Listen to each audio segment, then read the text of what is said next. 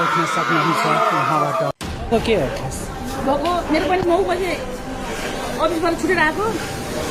त्यो 9 बजे भन्दा यतापट्टि यता घरमा गएर कुद्न गएछ घरमा गएर कुद्दाखेरि यहाँ घरमा कोही पनि छैन भने एउटा खुसीले भनेको भनेपछि त्यसको 7 मिनट बराबर मेरो पहिला पोइन्टरको हाइटमा बहिनी भन्नाले बहिनी ईश्वरी उसको बुढी श्रीमतीलाई कसको बुढी कुमारेको नेपाली बुढो श्रीमतीलाई हानेर लास्ट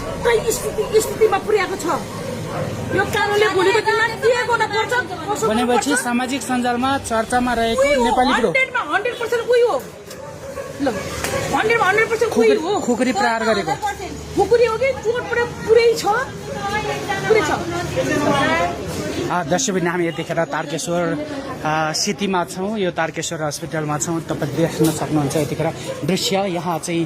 सामाजिक सञ्जालमा निकै म रेस्लर हुँ म फाइटर हुँ भन्दै चर्चामा रहेका एउटा रेस्लर खेलाडीले आफ्नै श्रीमतीका विवादहरू विषयहरू हामी हेर्दै गरेका छौँ हामीले देखिरहेका छौँ र यतिखेर ठ्याक्कै हामी यो मध्यरातमा तारकेश्वर सिटीमा आइपुगेका छौँ र यहाँ एकदम निर्घाट रूपमा एउटा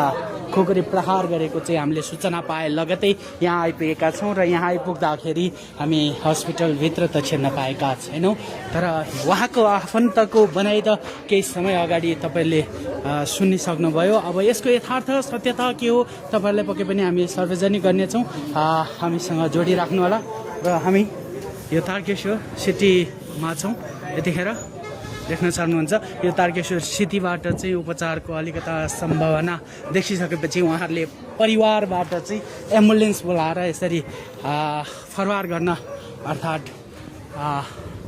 पठाउन लाग्नुभएको छ उपचारको लागि भने यहाँको सत्यता के हो यथार्थ के हो कसरी भयो यो घटना भन्ने विषयहरू हामीले खोज्न अझै बाँकी छ तपाईँहरू हामीसँग जोडिराख्नु होला के भयो के